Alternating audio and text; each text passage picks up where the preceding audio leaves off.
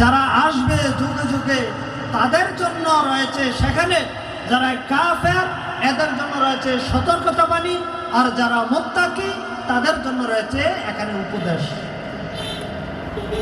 অর্থাৎ আল্লাহ তাআলা যে নিষেধ করলে, এই নিষেধ যদি আমরা অমান্য করি তাহলে আমাদের অবস্থা কি হতে পারে, আমাদের শাস্তি কি হতে পারে।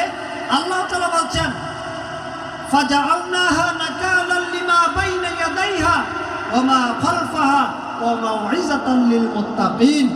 সেই দিনের সেই ঘটনা সেখানেই সীমাবদ্ধ নয়, পরবর্তী প্রজন্মে যারাই আসবে সেখান থেকে তাদের জন্য, যারা মুনাফিক, যারা ফাসিক, যারা কাফের তাদের জন্য রয়েছে সেখানে সতর্কতাবাণী, আর যারা হবে মুত্তাকি তাদের জন্য সেখানে রয়েছে উপদেশ। উপদেশ হচ্ছে মুত্তাকিদের জন্য।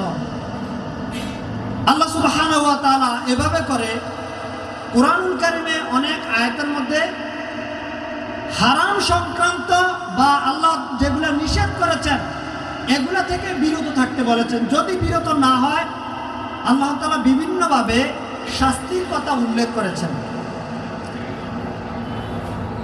সূরা ফুরকানে আল্লাহ সুবহানাহু ওয়া তাআলা বলছেন কয়েক শ্রেণীর লোকের কথা।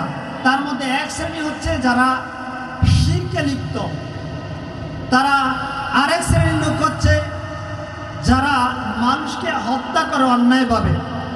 আরেক শ্রেণীর লোক হচ্ছে যারা জিনা ব্যভিচারে লিপ্ত। এই কয়েক শ্রেণীর লোকের কথা উল্লেখ করে আল্লাহ সুবহানাহু ওয়া তাআলা বলছেন যে এদেরকে আল্লাহ সুবহানাহু ওয়া তাআলা দ্বিগুণ শতগুণ শাস্তি বৃদ্ধি করবেন।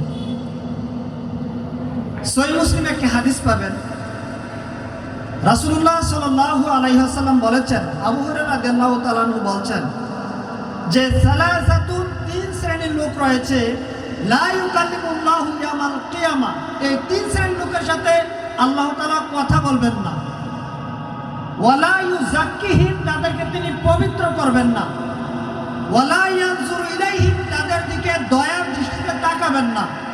ওয়ালা হুম আযাবুন আলীম, তাদের শাস্তিকে দ্বিগুণ শতগুণ বৃদ্ধি করা হবে।